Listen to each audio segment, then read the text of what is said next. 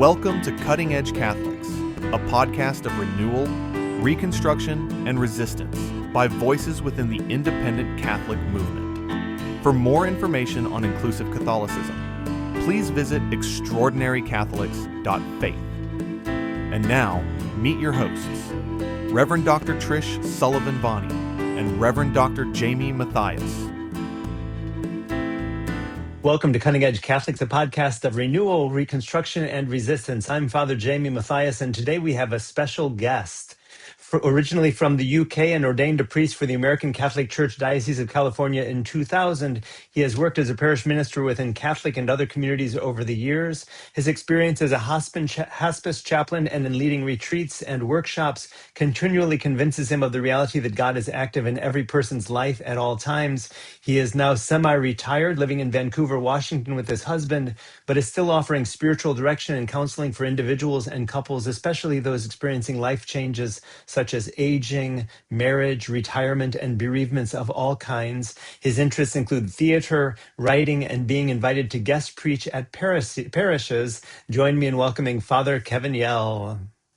Hello, Jayme. Lovely to be with you today. Thanks for inviting me.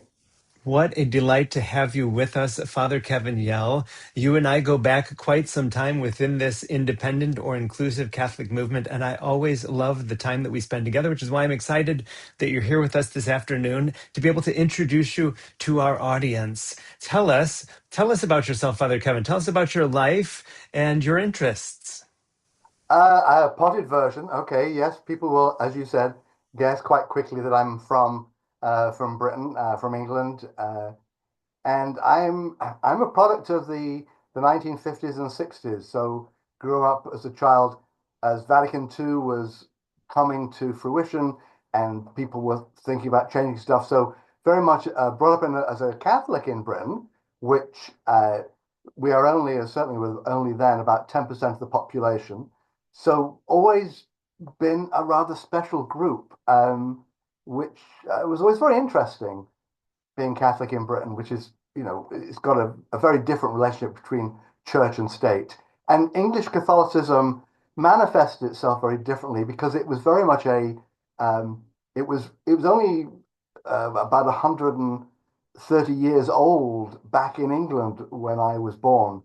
We're coming up to the 200th anniversary in just a couple of years. But I went to Catholic schools, and I was very lucky. The schools I went to really invited us, especially as Vatican II was happening, to have an engagement with the person of Jesus and a personal relationship with God, which, when I say it now, sounds very evangelical, but at the time was very much in the Catholic tradition in Britain. We had a strong Marian tradition. When Britain was brought back into the fold, as it were, Mary was appointed as our patron, and it was very traditional, but also it was looking for the new edge, which was really interesting. I spent a brief while after college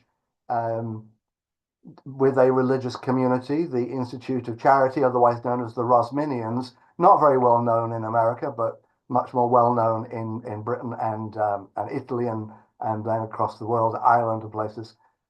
And I knew relatively quickly during my novitiate, yes, I had a call, but it wasn't within the structure.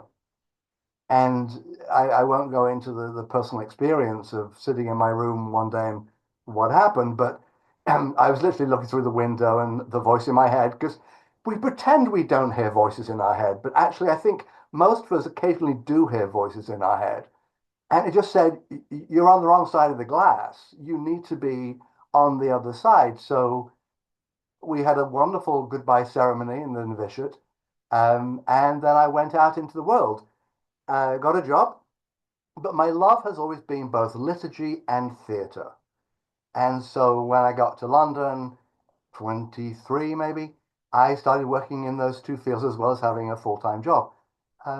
That carried on for many years. I got to work with different ecumenical groups because ecumenism is very big in Britain in a way that it's not in America. And so using the arts, using dance, using art, using theatre, got to work with people right across the Christian spectrum and go to churches and create worships inside churches. The dance company I was with for a while, eventually as artistic director, the Epiphany Dancers, we had an annual gig at Westminster Abbey, and they basically gave us a whole evensong one Sunday in May, and the only rule was we had to have 5 hymns. Apart from that, we could do anything at all from an artistic perspective. To have that freedom in such an amazing space with history, and to be then part of that living history of developing liturgy through the arts was amazing. I was very, very blessed. I created pieces for for St. Paul's Cathedral and also Westminster Cathedral with both theatre and dance. So partway through that, in my 30s, I thought, I'd love to get paid for doing this. There's a concept, especially for lay people in Britain, because there were no lay ministers in Britain at that time. I'm not sure there are many now. And somebody introduced me to the Graduate Theological Union in Berkeley, California, where they were offering an MA in the arts and spirituality and liturgy. It came out of, or my knowledge of it came out of the fact that Doug Adams from the GTU, the Pacific School of Religion, had in the 70s established in Jerusalem a conference called the Bible in Dance. And dance companies from Britain had gone to that, and then they performed when they came back to London. And that was a transition point for me, because the wonderful thing about the arts, and why I think the arts is such an important view into liturgy and theology, is that it gives back to the audience, to the congregation, total permission to interpret it in any way you like. And so much of our liturgy and so much of our theology tells us the answers. I mean, we were all brought up on the catechism, right? In England, it was called the Penny Catechism. Over here, I think it was called the Baltimore Catechism. We had a renewed catechism a few years ago, which was much bigger, with a lot more complicated words in it. But we tell people the questions and the answers. It's very much the Socratic method after Socrates' way of teaching, and it's not a bad method at all. I still remember some of my answers. I don't know about you, Jayme, but I remember one day in a conversation working with a nun from Africa, and we got on to catechism, and she said, where I come from, we have slightly different answers. And I'm like, oh, well, what are they? And she said, well, the first question is the same. Who made you? God made you. Why did God make you? Because he thought you'd like it. And that just blew my mind. So I got to Berkeley. There's all these wonderful people really exploring what it might be to be a worshiping community, to use our Vatican II phrase, full, active, and conscious participation. Now, again, we're talking Berkeley, not England.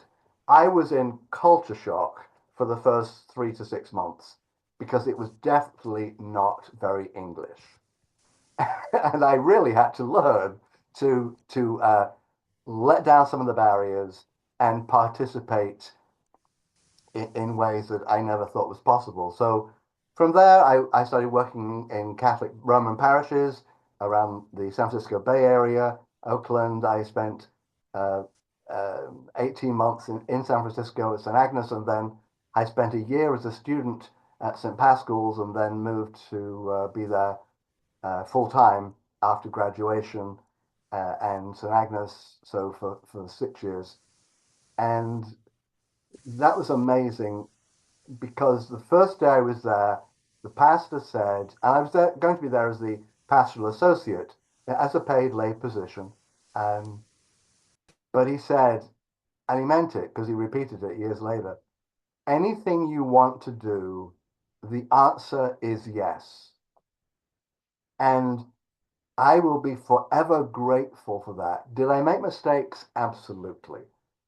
But between us, he's still pastoring. He's amazing. Father Robert Ream, and up in Antioch in northern part of the Bay Area.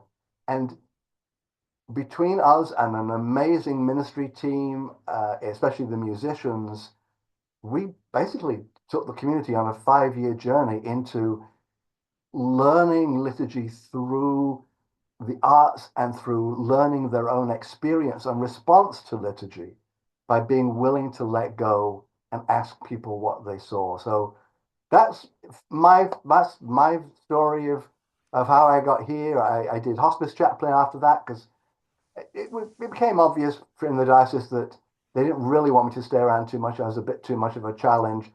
So I left. I got invited to become ordained with the American Catholic Church, which I did. I became a hospice chaplain, and that was amazing. Very different when you're dealing with people one on one rather than 100 or two at a time. And from there, I moved to owning and running an event center. We did weddings for health reasons as much as anything. I had to stop driving a bit because of health problems. And there I got to do. It was a bit like having a parish, but it was an on-call parish. I mean, I was there with a building and offered services in just a regular commercial way. But then it's amazing. And again, any counselors or pastors or psychologists or anyone on listening in, you know that sometimes you just get into conversations with people. It's got nothing to do with where you are, but stuff just evolves. And in those 17 years, I have families for whom I've done baptisms and weddings and funerals. Um, they're not looking for a parish, but they are looking for an experience of the divine in the transitions of their lives. And so that's where I've come to in my 70s. Uh, I delight in the two parishes I do stay in touch with, both in Portland, Oregon, which is just 15, 20 minutes away from here, but also working with people one on one or in families.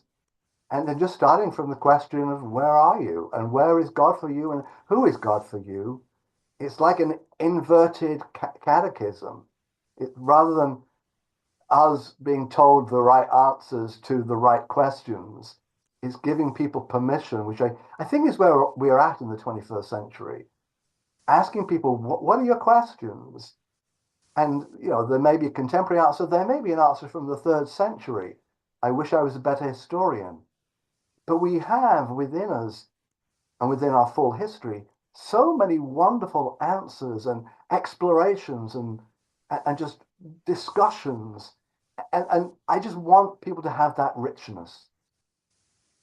Father Kevin, I love listening to the story of your life and to the story of your vocation, how it is that God called you first to an expression of religion, living religious life, and then to other ministries within the Roman Church, and then how God called you from the Roman Church now to the beautiful expressions of inclusive Catholicism. I just love hearing that story, but I have to go back to these experiences of parish ministry in the Bay Area because you said that you made some mistakes, which of course begs the question. You need to tell us, Father Kevin, what are some of the things that you did there of which you were most proud? What are some of the things that just really brought life and light to you, but more particularly to the community that you served? But also, are there any stories that you could share about purported mistakes, ways in which the Spirit worked in different ways than you might have expected, but that provided equally good lessons for you? Oh yeah, I need to start by saying it wasn't the Spirit's fault, it was mine. And the Spirit gave a really good inspiration. I got the instructions wrong. Um, so let's start with the bad news, shall we? I we evolved creating people talk about doing environment in church, right?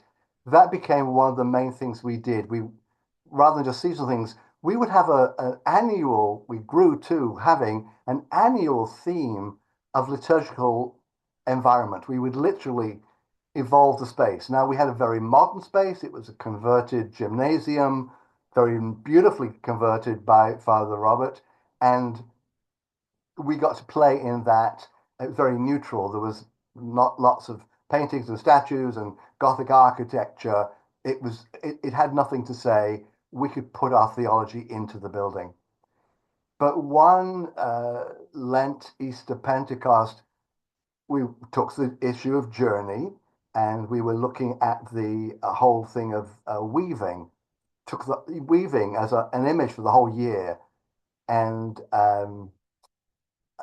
we probably don't have time for me to describe each of the seasons that went through, but we got to Lent, and we processed out from the sanctuary space into the hall, and we sealed the doors, and we left our space for the whole of Lent to mimic the journey in the desert.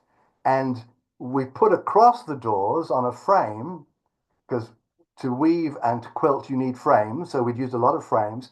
We put a frame with lots of netting, and we invited people to bring the things that had blocked their way during the year. And we had some ideas. So we had stuff like a telephone cord was woven through. A gentleman wove his tie through it.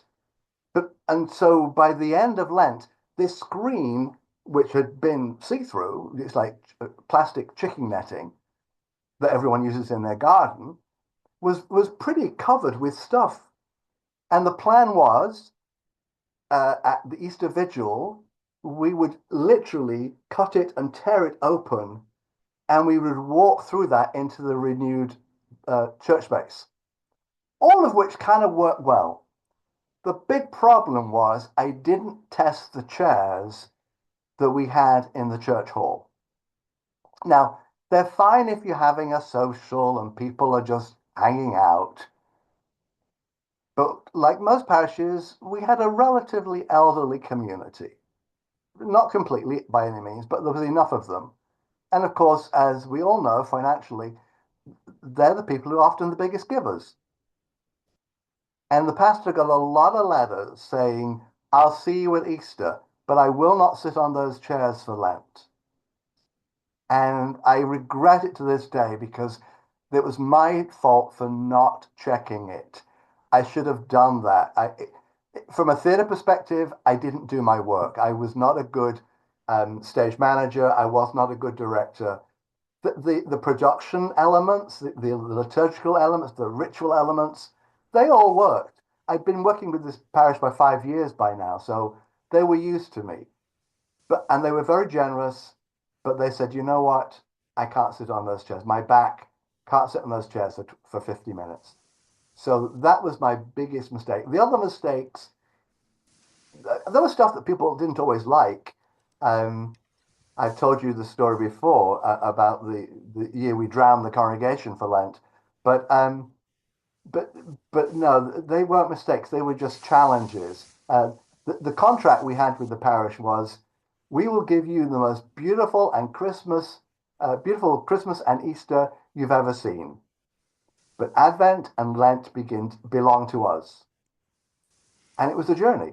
My favorite story, right at the beginning of my time there, I started working in early September, didn't do anything. I preached a couple of times. But when it came to Christmas, I said, why don't I do the Christmas crash? And Father Rob was like, sure, fine, whatever. So it was a whole parish event. It was wonderful. After Advent 4 Sunday, there would be a potluck, and then everyone who could would stay and decorate the church for Christmas. It was a community event every year. It was brilliant. And they had boxes of garland and lights and trees, and everyone was very busy. Kids were there and fun. And I walk out with the Good Friday cross. And Robert's like, what are you doing? And I'm like, you'll see. And I build the crash. I took the Victorian statues we had, which were about 18 inches high, hideous and chipped and not in good condition. They had been given to the parish from somewhere else. And I spray painted them all into a sort of a neutral color. Didn't ask anyone's permission. Built a shack out of wood that I found on the road and various other things, and then tore and put cardboard on and tore newspapers from that weekend and pasted them on the inside of the shack. And it was all about one of the Iraq wars was going on then. AIDS crisis was very large. Homelessness was very big. All the rest of it. And I wove a gold ribbon around the stem of the cross down into where the little manger was that the Christ child would be put. And it took a long time. Everyone else had gone home by the time I finished. But against this news of the world, as it were, I wrote in gold, hope, joy, love, and peace. And we had battery-operated candles by each. Obviously didn't put real candles next to all that flammable stuff. And I went to get Father Robert. And we're talking, this is Christmas, gosh, it was either Christmas Eve or the day before Christmas Eve. Maybe the day before Christmas Eve, yes. And I have to say, God bless him. He took one look at it. He went back to his study. He tore up his homily, literally in front of me, and rewrote another homily as how Jesus comes as the good news in the reality of our lives. And people, it was lovely because it wasn't what everyone was expecting. But people were like, oh, I have to engage with this. I'm like, yeah. And that became our theme. The next Lent, rather than hanging that Good Friday cross over the altar where it normally went, I put it over to one side on its own space, but I hung a 10-yard piece of very heavy gauge rope over the altar, which was going to evolve into different things each week during Lent. And as always, first Sunday of Lent, every Sunday, Robert was at the door to greet everyone 20, 30 minutes before Mass, along with all of the ministers for that week. He believed everything should be preset. All the candles were lit 20 minutes beforehand. Everyone's in position, no rehearsing. It's silence or meeting people. It wasn't always silence, but it was not work. Everything had to be finished 20 minutes beforehand. And on a Saturday night, again, Saturday night is the crowd that wants to get in and out in 52 and a half minutes, like every other Catholic parish or Roman parish. One of the gentlemen came in, an older gentleman, he said, oh, what's that? Looking up at the rope. And Robert said, well, what do you think it is? And he said, oh, I don't know. Could be our bondage to sin. Could be the rope Judas used to hang himself. Oh, I'm getting the idea of this. And I just walked off. It was just like, what do you think it is? My favorite story, just very quickly, and environmental issues.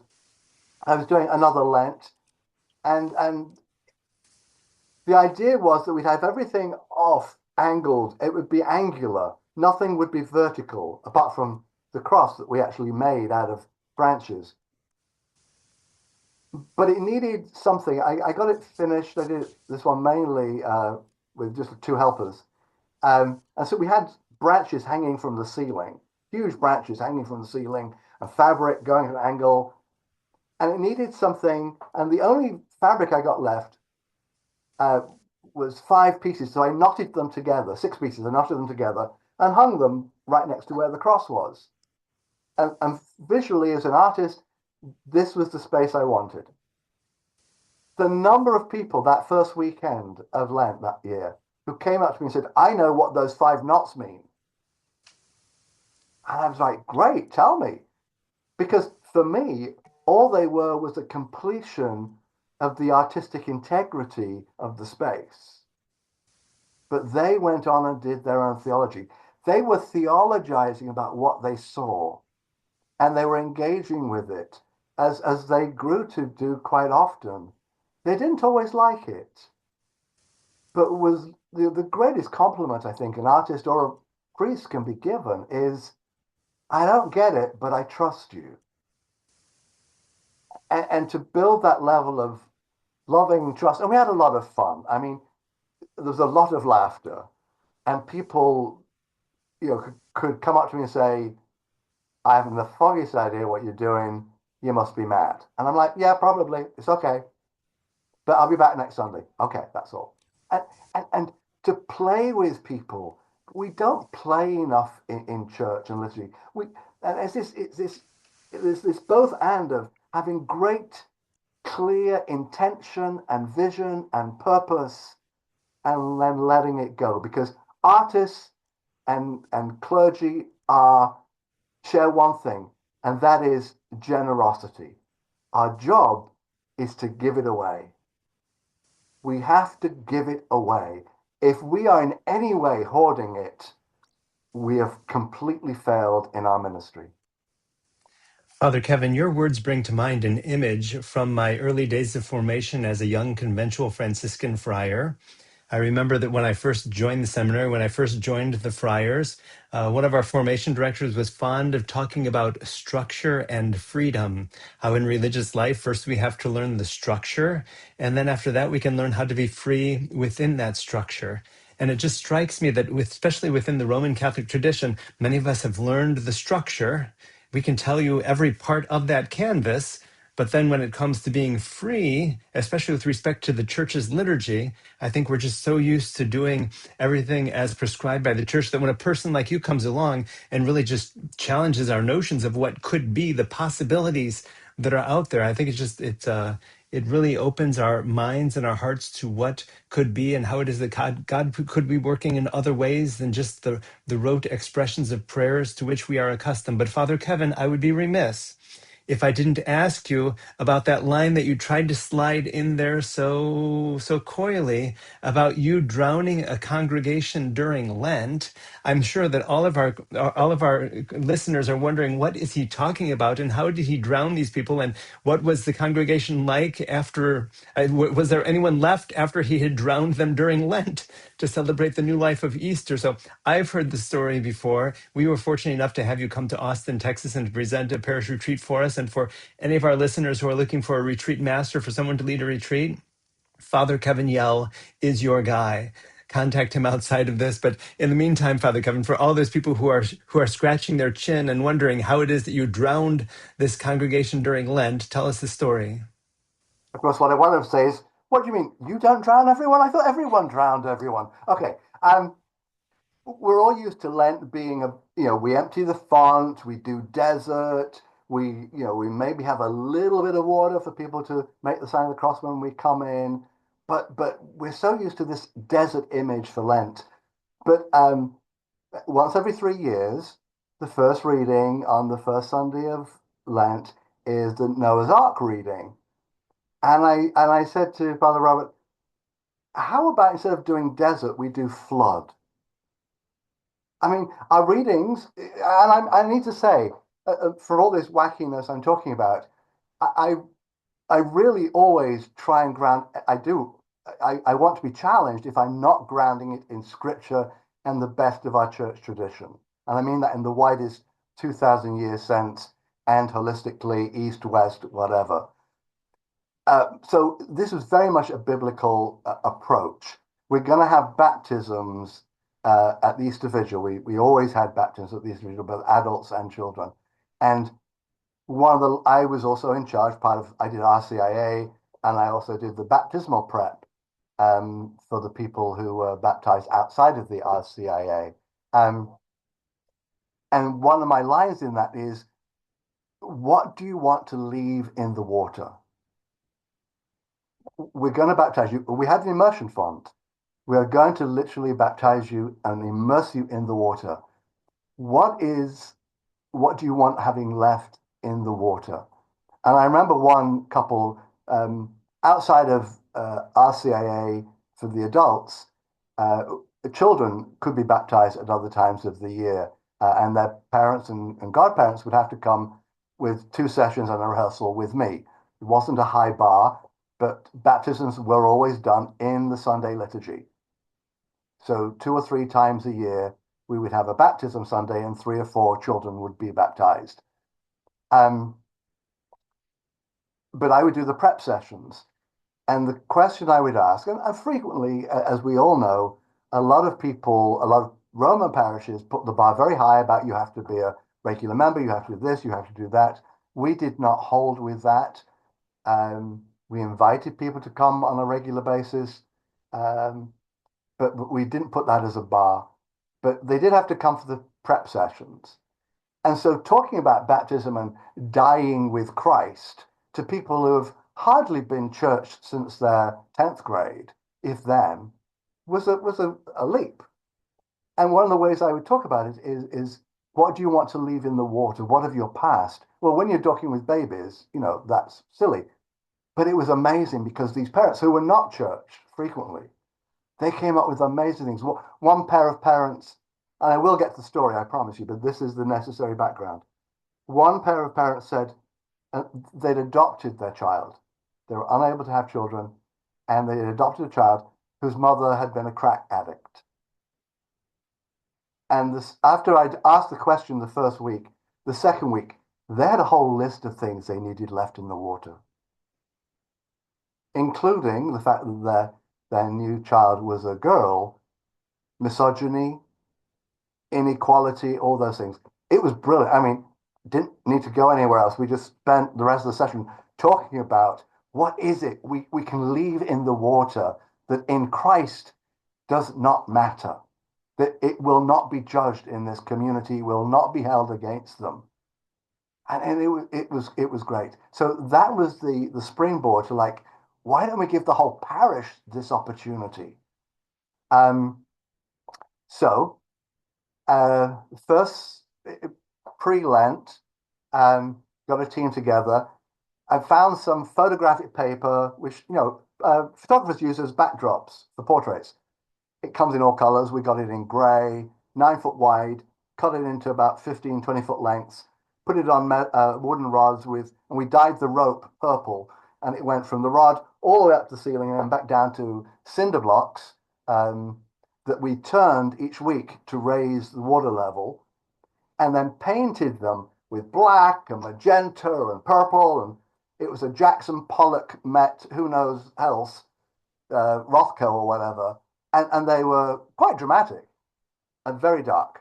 And we hung them, 12 of them, all around the church. And then on the first Sunday of Lent, I made for every member of the congregation a little, it was the 7 colors of the rainbow in just yarn, tied in a knot, like just a tassel. And I said, okay, boys and girls, I want you all to bring this every week because this is your life belt. This rainbow is your life belt because the waters are going to rise and you're going to need your life belt. And they did. Men pinned it to their lapels or put it through their button. Women tied it to their handbag. They put it for the whole of Lent. It was amazing. I was like, they're not really going to do this, but they did. And each week we rose the waters. And these very dramatic paintings rose up and surrounded everyone, even covering the Stations of the Cross. And each week, the music was amazing. It was all about flood and being carried away in flood. And our musicians, Daniel Lockett and Jenny Matucci, they found some amazing liturgical music to celebrate flood. And it was watery, let's put it that way. And every week we asked, what do you need to leave in the water? Well, come Palm Sunday, been up for 6 weeks. One of the lovely ladies, I loved to bits, Jan, she said, Kevin, come here. So dutifully, I went, come here, and sat next to where she always sat every week. And she'd seen this huge piece grow right next to her. And she said, I really thought you'd lost it this time. This was too much. Did not like it. It made me very uncomfortable. And then she said, and then she starts pointing at the painting. That's where my mother died. That's where my friend died in Vietnam. That's where my sister got diagnosed with cancer. That's when I got diagnosed with whatever it was. And she said, all right, now you can burn it. And that's what we did. We tore off sections of each of these paper panels, twisted them together into like a torch, and we used that to light the Easter fire. And then when everyone came in on Easter morning, instead of the water rising, we had yellow panels with rainbow ribbons all the way around the church in a complete circle. And then one of the parishioners was a painter, and she said, well, I've only ever painted stuff that like maybe 18 by 20. I was having her work on panels that were 9 foot by 20 feet. And she did 6 of them. They were stunning. They were all waterfalls coming down and then splashing out into flowers in rainbow colors against a yellow paper.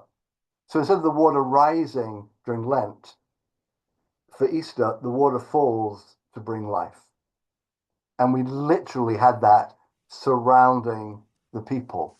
So that whatever you do in that space, when you're doing a sprinkling rite, and get my teeth back in, and if you are doing baptisms, if you are talking about all those resurrection images about death and about what we need to leave in the grave, what we need to leave behind to move forward, or the Acts of the Apostles stories about the disciples choosing to step out, it has literally a visceral context that you can bounce off. And again, it gives people permission to play a little, to imagine, to engage their imagination. So many of our great theologians and spiritual directors, like Ignatius of Loyola, I mean, going back to the 15th century, he grounds his whole spiritual practice and that of the Jesuits and of doing his style of spiritual direction is the imagination. Become part of the story.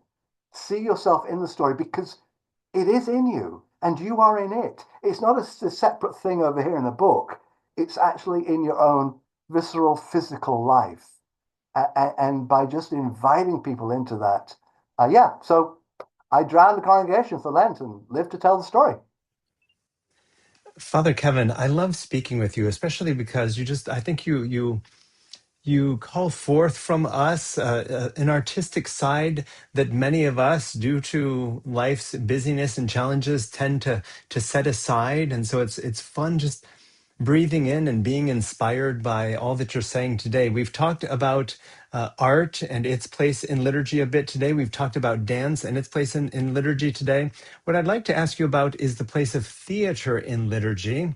Because when we invited you to Austin, Texas, to share with us a parish retreat, I'd asked you if there's any pre-retreat reading that we might assign to folks before you arrive. And at that time, you had recommended Peter Brook's work, The Empty Space, which I thought was fascinating and just so...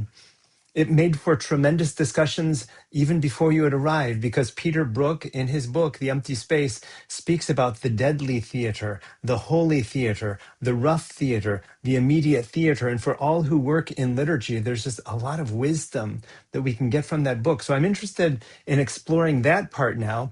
That was the book that you had assigned to us before you had written your own book, which we're going to talk about in a moment.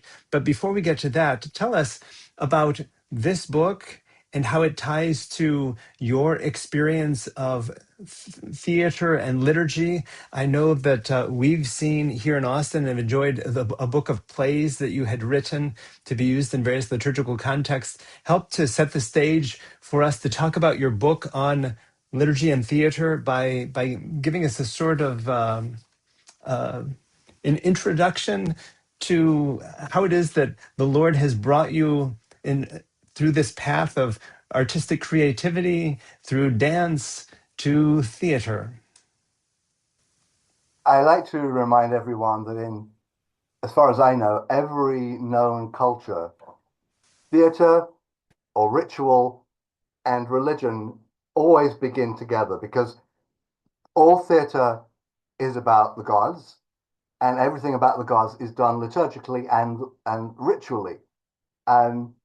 So theater and theology are in fact twins, even conjoined twins for much of early history that only really later begin to separate. So, and I don't know where it comes from. Neither of my parents are particularly theatrical in the traditional sense, at least. But it was one of those things. It's like some people speak foreign languages very easily. For me, I just think in images and relationships and bigger stories. And when I started exploring, English literature classes to begin with, it was Shakespeare and Chaucer. That's what we had to do, 14, 15, 16. I could see something of what these writers were trying to do. And we would occasionally get to go to plays, not often, more when I was 17, 18 in years 11 and 12, and got to see a few plays. And I was just struck by the humanity, but also the scale of the story. And then in discussions we would have with our teachers afterwards, getting this idea, oh, it's not really just that person and that person, but they are like exemplars of this bigger dialogue. And so we were invited as students, as teenagers, to think about things as multi-layered. So education is I'm going to blame that for why. Um, but I got to London, and if you love the arts, if you love theatre, London is its own incredible sacred space, um, for so many reasons. New York is good too, but you got to do London if you're interested in theatre. And Peter Brook, who wrote that book called The Empty Space, it's actually 4 lectures he gave. It's actually not really a book, it's 4 lectures. And he had been amazing, helping to build the Royal Shakespeare Company. He'd worked at the National Theatre when that was just forming. He's done movies. He's also traveled around the world. He's worked in Latin America, he's worked in India, doing sacred texts. He treats Shakespeare as a sacred text. So he did the Bhagavad Gita in India. He did, I'm not going to be able to remember the name of it, but a traditional Hispanic cultural celebration down in Mexico somewhere, in full ritual style. And what I realized seeing him and his work in London and then reading his book is that everything he said about theatre was what I was realizing was true about church. And they come together because of this. Every priest, every actor, every lector, every minister, every musician, we start with dead words on a page. It is our job to bring them to life. And there's not one right way to do it. There's a myriad of ways of doing it. There might be some that might be actually wrong, but most are more or less right. They're on the spectrum. You know, if it's uh, um, Meryl Streep doing it, it's hopefully going to be nearer the right end. If it's a 4-year-old, it's probably going to be nearer the imaginative end. But there's this possibility. And so what comes through, and I remember it from my very, very earliest, you talked about your history, my earliest ministry classes was about intentionality. I remember the old, because England, we lived through the Reformation as Catholics, and we still talk about it in the present tense to some extent. Um, and I remember being told that, if at knife point a priest was told he had to consecrate the Eucharist for it to be defiled, as long as he didn't intend to create the Eucharist or confect the Eucharist, use that word, he could do it and get away with his life because his life was worth more than a piece of bread, which wasn't going to change if he didn't intend it to be changed.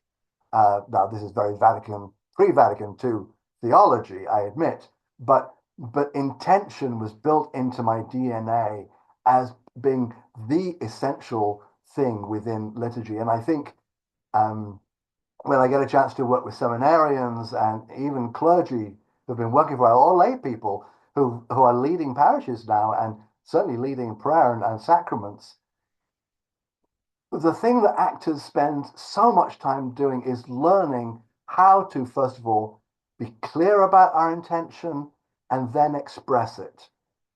And I don't know a single program in the world, so the English-speaking world at least, that spends any time talking about the practical consequence of intentionality when it comes to making words work. Father Kevin, we absolutely loved having you here in Austin, Texas for that parish retreat that you shared with us on liturgy. And since then, that was 2 years ago, but since then, you've come out with a new book. So I'd like to give you a chance to be able to talk about that. But first, for those who are listening to us, I'd like to read the description of the book because I think that description just speaks volumes. The name of your new book, Father Kevin, is Keeping the Ink Wet: What the Theater Can Teach the Church About Worship. And for our listeners, I'd like to read the description. Preachers, worship leaders, and actors are all trying to do one thing: make the words on the page come alive, making the texts of their respective authors flesh in real time and space. To do it successfully takes a mixture of natural talent, skills training, and lots of rehearsal. It's the work of communication, and the purpose is always to invite the audience or congregation into an experience of some mix of truth, beauty, hope, and reconciliation. Performers take years training in the skills needed. Ministers, unfortunately, often receive very little help or support in developing their own unique way of taking what is inside them, their faith and questions, their love and wisdom, and using that depth to open the living Word of God. This book offers a journey through the wisdom and practice of theater for their benefit. A script, after all, is just the starting point. It is neither a play nor an act of worship until it has a body with breath to give it life. Each of us is that body, called to play with the author to find meaning in the words. Consider this an invitation to come and play. Father Kevin, having heard that description of your book, tell us all about Keeping the Ink Wet: What the Theater Can Teach the Church About Worship, including how this book was inspired and what we might find if we were to crack it open. Well, how it was inspired is simply that I got to the point where I needed to retire, and I spent a few months getting used to that idea of moving house. And then I was, as many retired people, was like, what do I do next? And also, partly, what is my legacy? Um, I don't have children. I didn't found a church. I didn't found a parish. I, I could disappear quite easily, and no one would have ever noticed I was here. And I felt, well, I'd like to leave something behind. And the idea came, thank you, Spirit, to try and put it into some sort of synthesis of a book.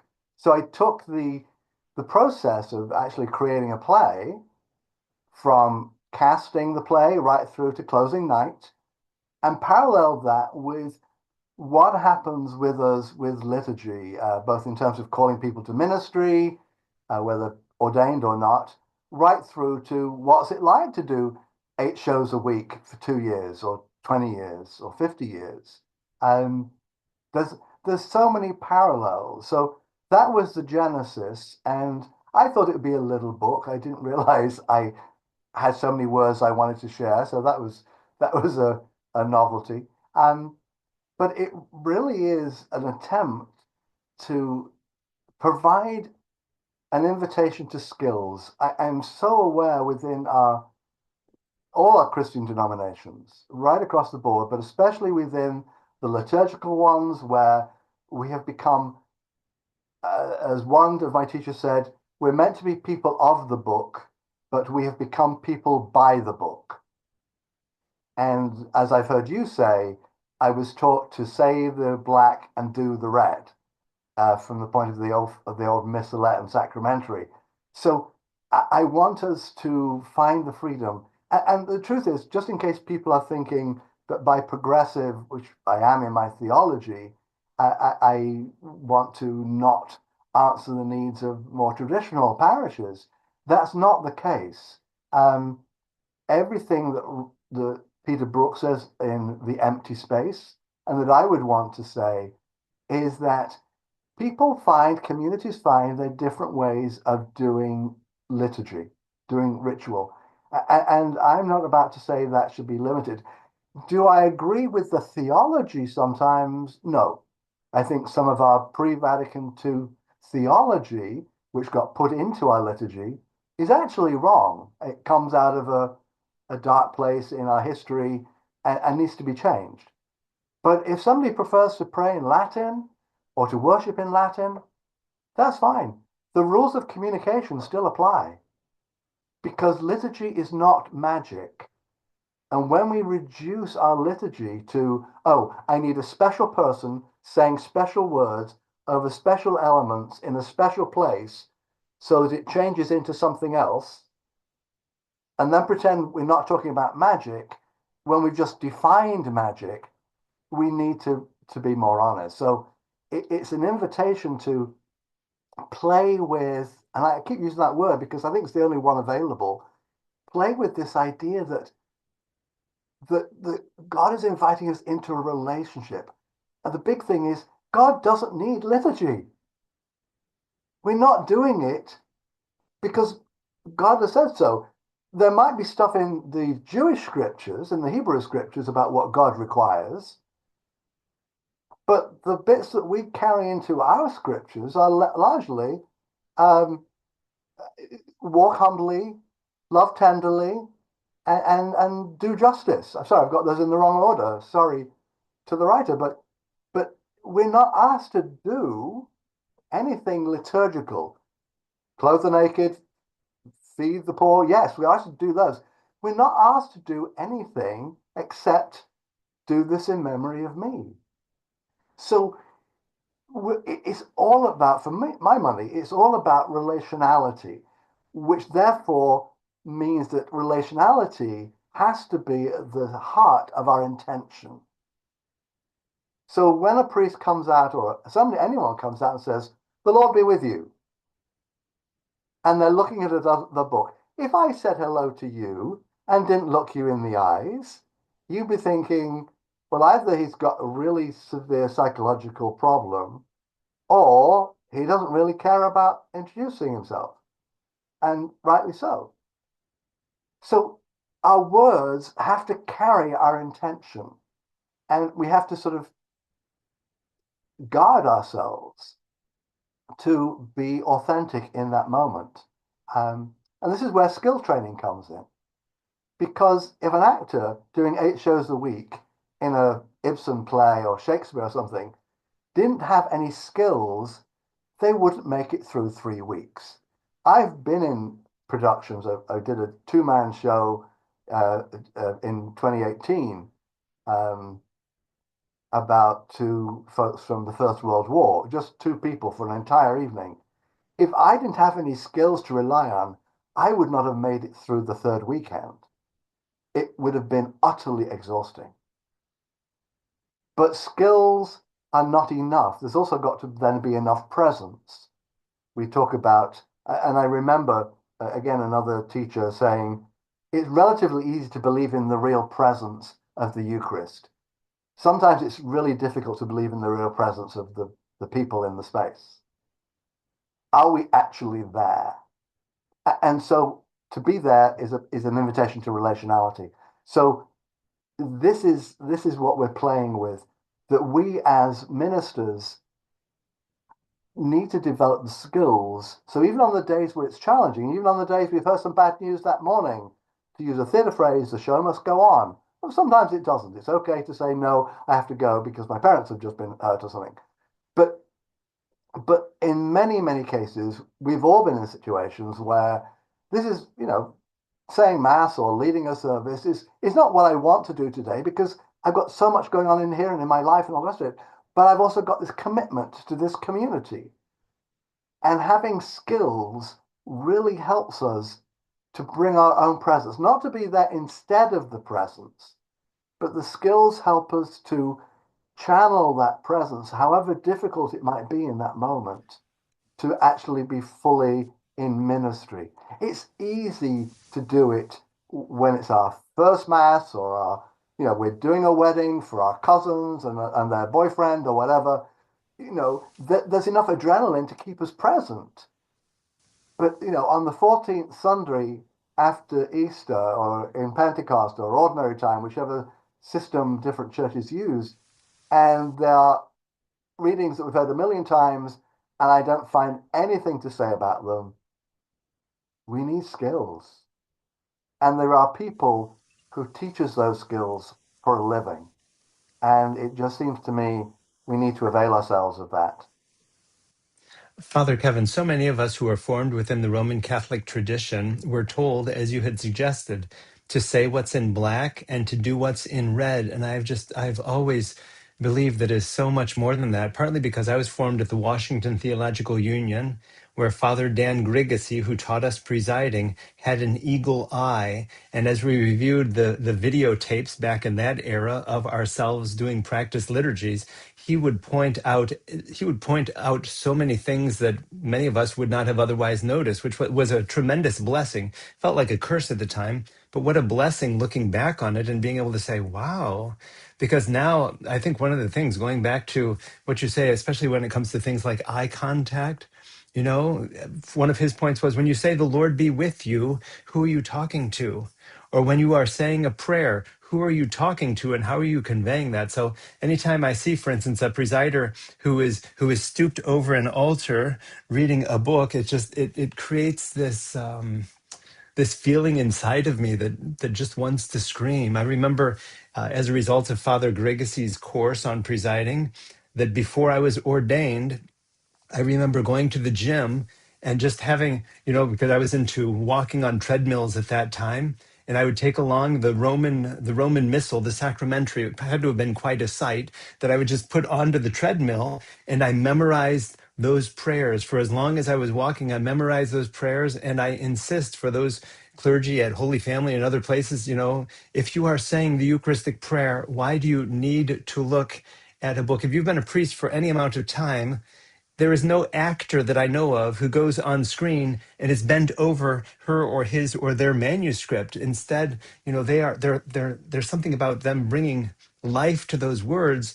And so long as we're focused on a book and reading that book, those prayers can't come from the heart in the same way. So I guess this is my opportunity, Father Kevin, for you to correct me if I've been overly harsh on the clergy that I've formed throughout the years, especially when it comes to things like memorizing the prayers of the church, so that they might come from our heart rather than from some book that I am fixed on.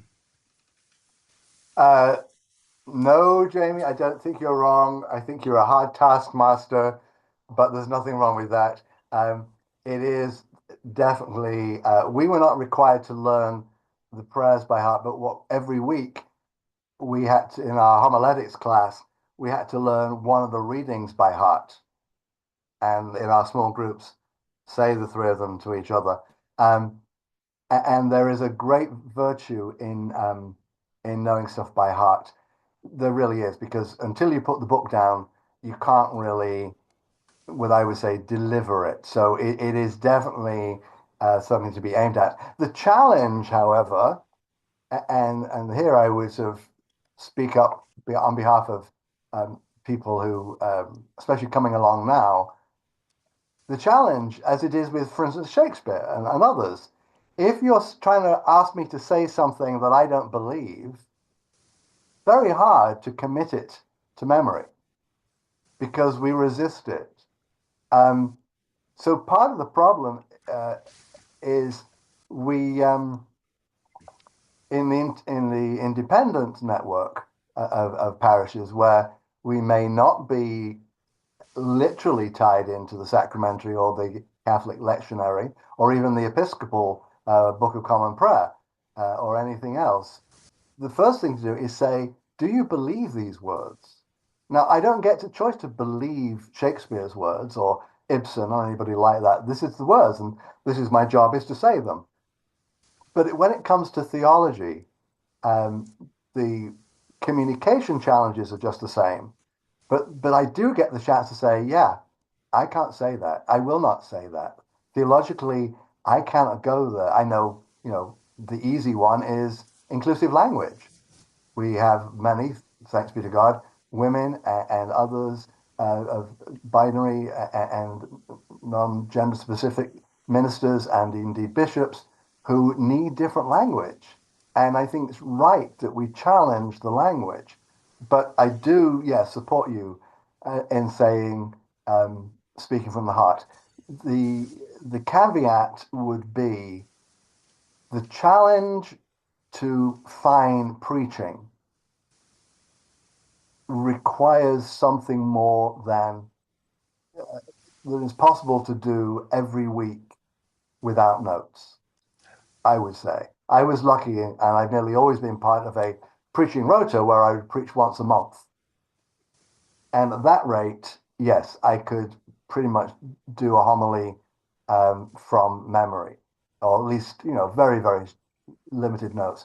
Although I do have to say, one reality at this age, um, I'm fine if I have to do that once.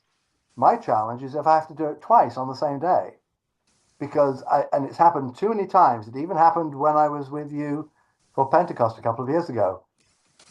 By the second Mass, I can't remember what I've already said. And I lost my place because I could hear myself saying it in the same space at a different time. So I do ask you to be generous to the aged. And that memorization is a gift of the young, more so than the old, especially if you're not in the habit of it. Having said that, then we go with what's real, and that's the beauty of good theatre.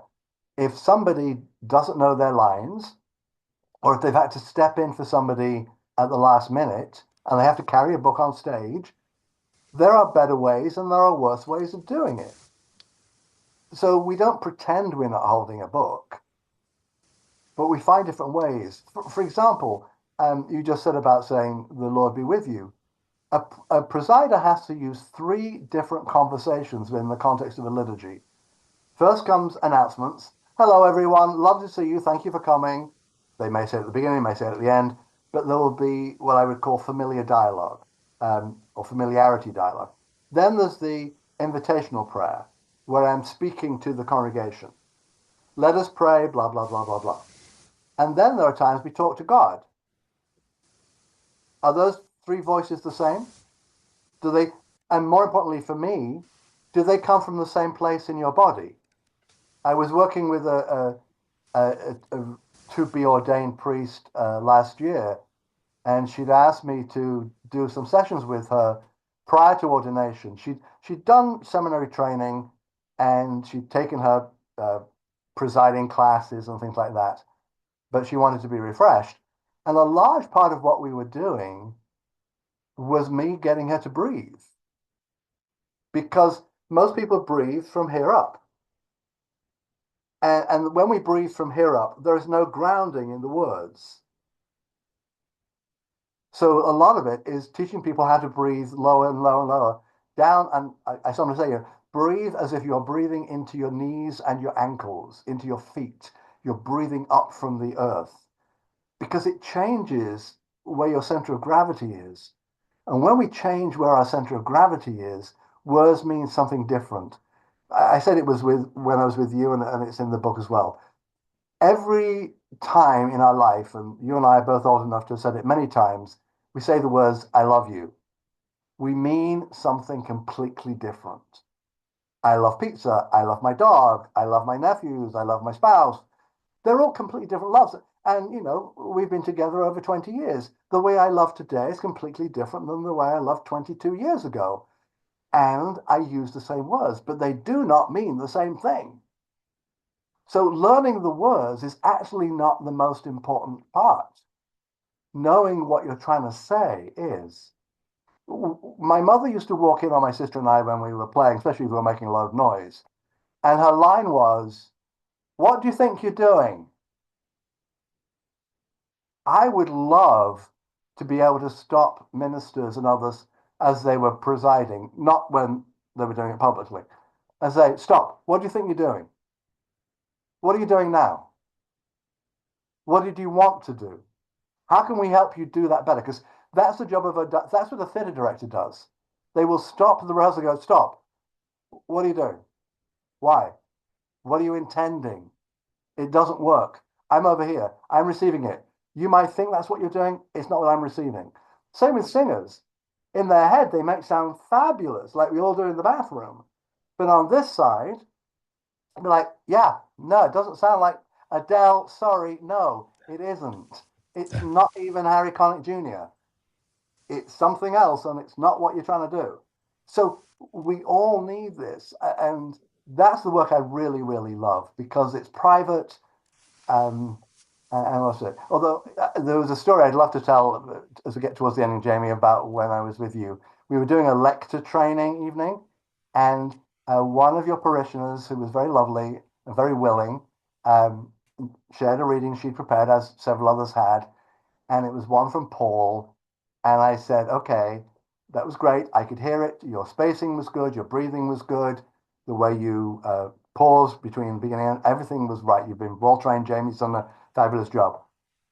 However, I'd like to ask you to do something else. I'd like you to take a moment and think about saying this as if you were speaking to your eldest grandchild, who is the first one to go off to university, and you're telling them the story um, of who they are and what they're going to do, and that they need to be careful.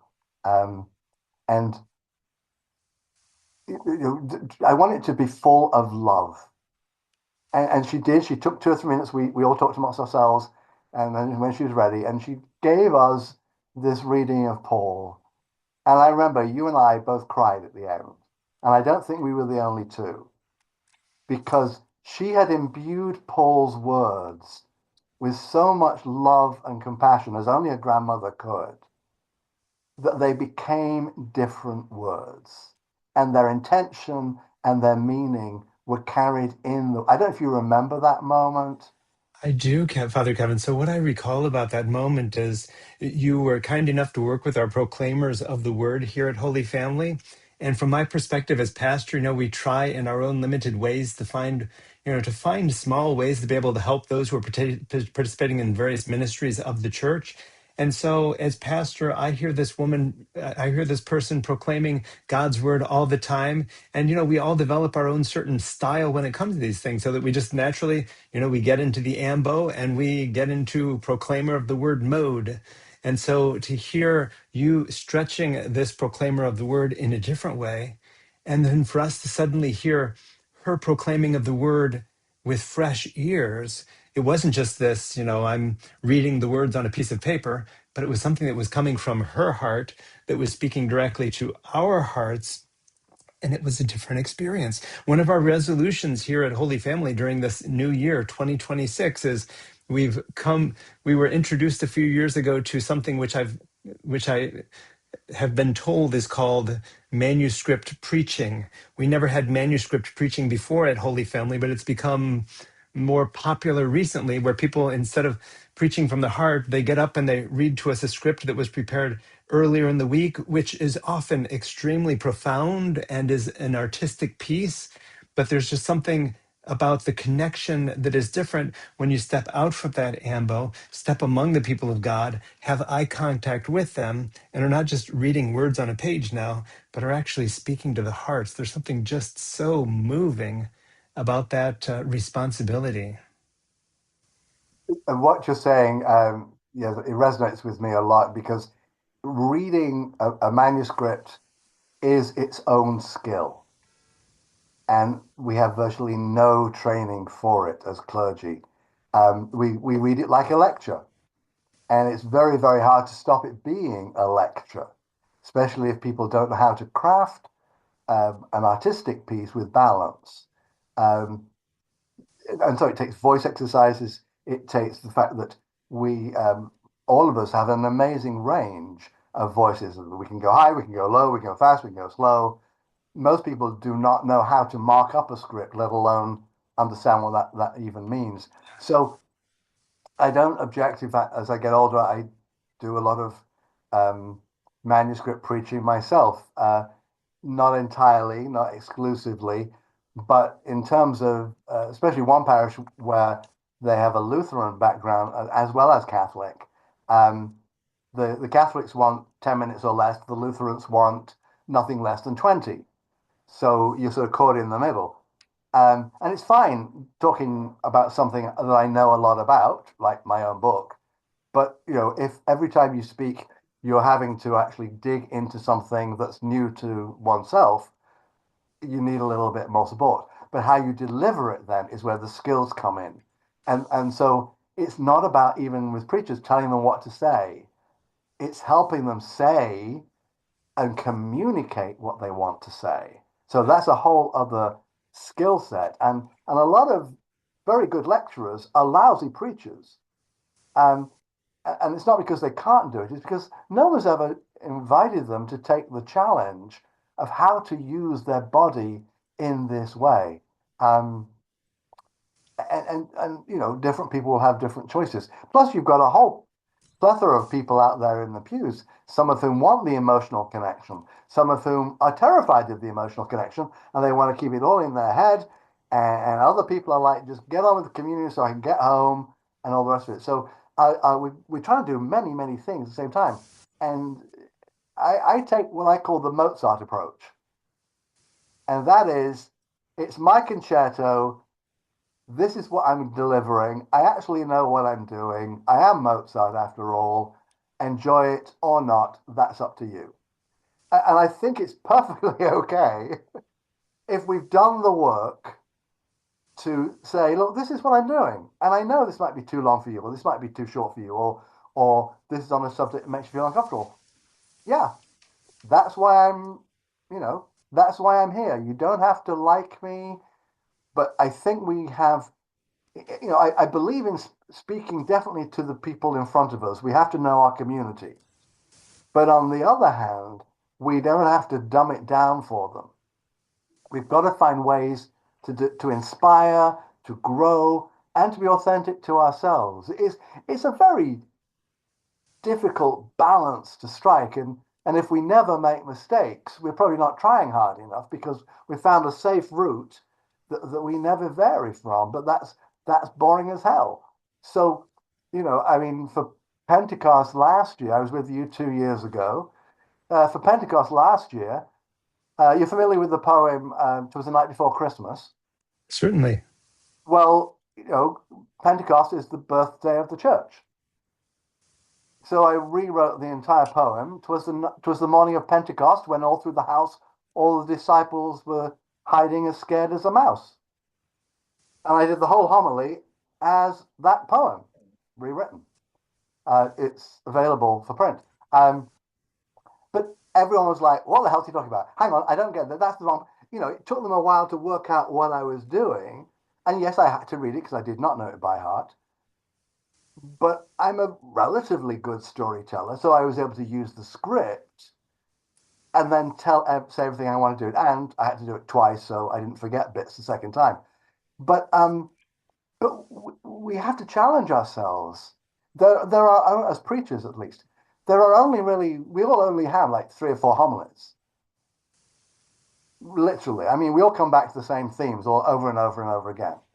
And so we have to find different ways of doing it. Poetry, dialogue, monologue. I did one homily. I was trying to, what's the right way of delivering this? So I picked up a phone. I dialed 1-800-4-HEAVEN, spelled out. And I just did the homily as a one-sided conversation on the phone to heaven, to St. Peter, asking questions and relaying out. Now, it took a long while to write, and I needed the script, but it engaged the people, and it was a medium. Remember from our marketing, the medium is the message. So we have to find, me standing up week after week after week after week is not enough. At least not if I want to grow. Every now and again, I got to throw in myself a challenge because Kevin, I'm not working hard enough if it's become easy. When famous actors get up to do a role, they know they should retire if it's become easy. I can do this with one hand tied behind my back. I had a priest say that once. And I'm like, in that case, I want to tie both your hands behind your back and go and send you off on a retreat. Because I believe the word of God, that's why the title of the book, Keeping the Ink Wet, I believe it needs to be as if this is the first time this has ever, ever, ever been said. It has to be new. We have to find within ourselves as preachers and presiders and prayers that newness. Otherwise, our breath and our words will be stale. And we are seeing in most parts of the world people leaving our churches in droves because the message is stale, I believe. And it's not that the message is wrong or the words are wrong.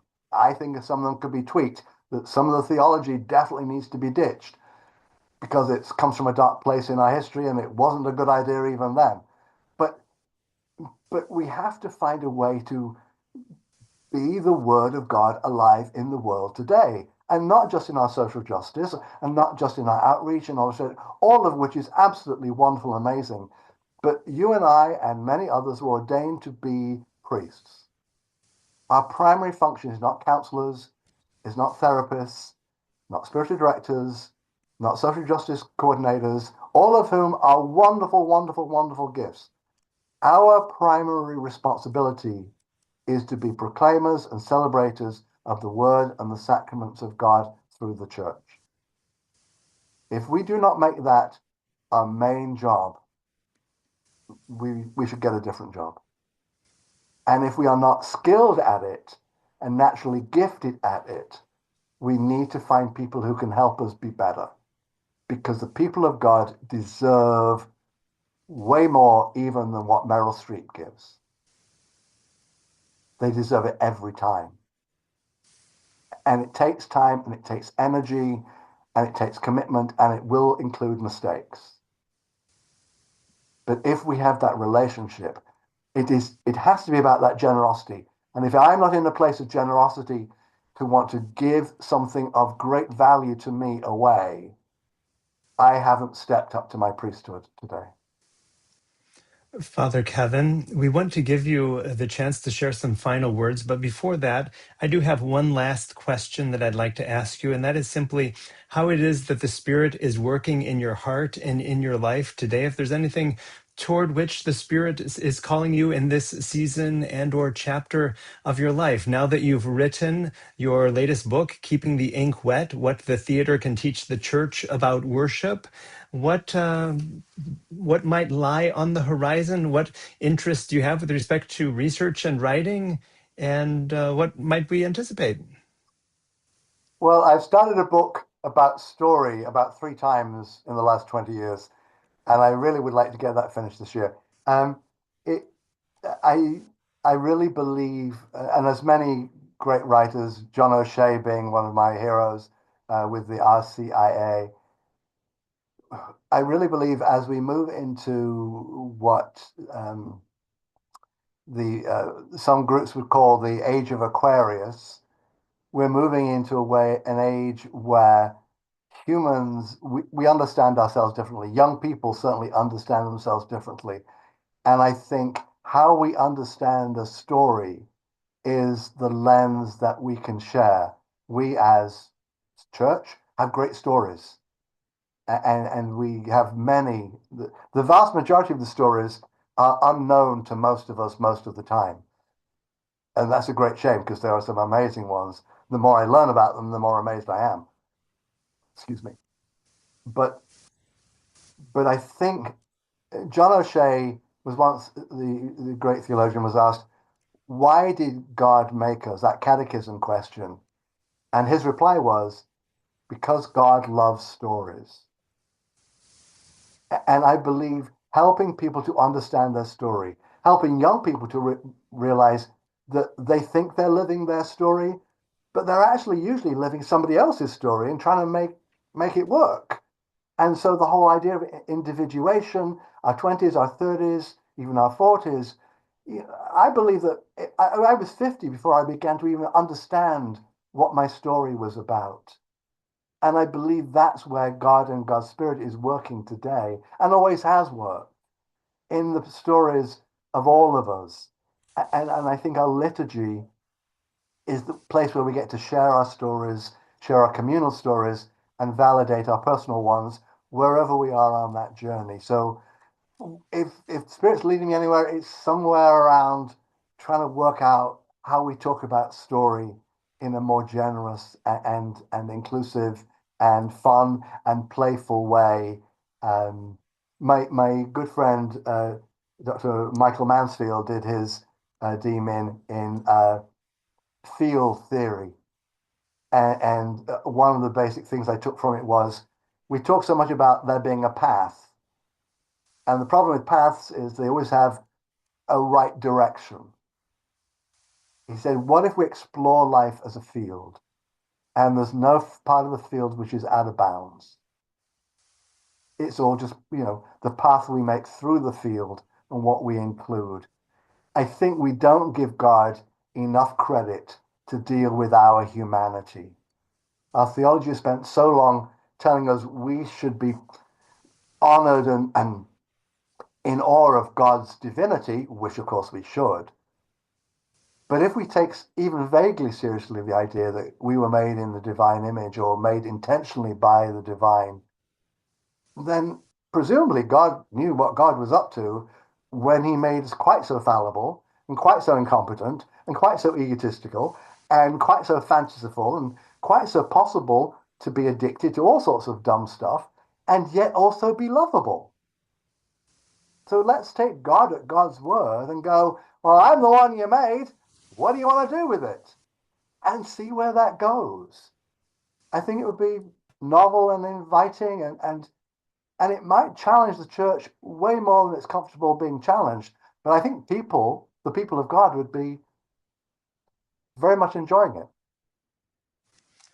Father Kevin, we want to give you the chance to share some final words, but before you do, I just want to acknowledge that now you've given us at least two alternate responses to that old catechism question of why God made us. I remember in the second grade, in order to receive the sacrament of Holy Communion, First Communion, I needed to memorize, I don't know how many catechism questions at that time, and I was a master at memorizing them and parroting back the answers, but the traditional response was, why did God create us? To know, love, and serve God. So thank you for offering us at least two alternate answers to that question, because that's how life is.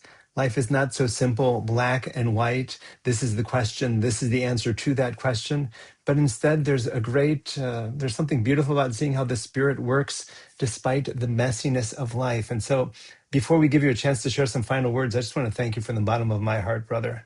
Father Kevin, I just love the way that you breathe new life into liturgy and the church, how it is that you can help to bring in dance and art and theater to really enrich the experience of those who come to celebrate the liturgy. The liturgy for those of us who grew up Catholic and or have been part of the church for any amount of time, it is right. It has been passed to us. And so the challenge for us becomes, how do we take that structure of the liturgy and breathe life into that Sunday after Sunday after Sunday, liturgy after liturgy? Father Kevin, we'll give you the chance to share some last words. As you were saying that about the catechism, Father Jayme, I was thinking, well, what would my answer be at this point in my life? And why did God make me personally? Um, and I think the answer is because God felt like playing and having a challenge. So thank you for helping me come up with that. I think if one's ministry life is to challenge the divine in play, I can live with that. It's gonna be fun getting my report card at the end. That's good. Um, Thank you for the interview, Father Jayme. It's been delightful to talk about this. It is still very much my passion, as people might notice, because I really believe in a living and breathing Jesus and God who is here now and just wants to communicate with us and in us and in creation. There is so much light and love available to us. And we are the ones who have to open ourselves to it or be open to it by one another. And that's why I have to end with a pleading for generosity, for a generosity of spirit which just wants to give away the possibility of someone growing a deeper and fuller relationship with God and letting it go wherever that goes. God will cope. And so often we try and limit the divine because, like, well, I don't know what I would do with that. I don't have to. It's not my job. My job is to create the moment where the divine and an individual can meet. I'm not the chaperone. I'm not the one who's going to edit it. I just need to put them in the room together and let them enjoy each other and trust, trust, trust. So generosity, give it away, give away the word, give away the sacrament, give away whatever needs to be given away. It's not ours in the first place. Amen. Thank you, Father Kevin Yell of the American Catholic Church, Diocese of California, author of the tremendous work, Keeping the Ink Wet, What the Theater Can Teach the Church About Worship. If you're looking for a retreat leader, Father Kevin is your guy. You can find him online and also on Substack at Kevin Yell. A big thank you also to our listeners. Thank you for joining us for Cutting Edge Catholics, a podcast of renewal, reconstruction, and resistance. I'm Father Jayme Matthias. Let's go out and keep the ink wet. Thank you for joining us for Cutting Edge Catholics, a podcast of renewal, reconstruction, and resistance. For more information on inclusive Catholicism, please visit extraordinarycatholics.faith. Keep the faith.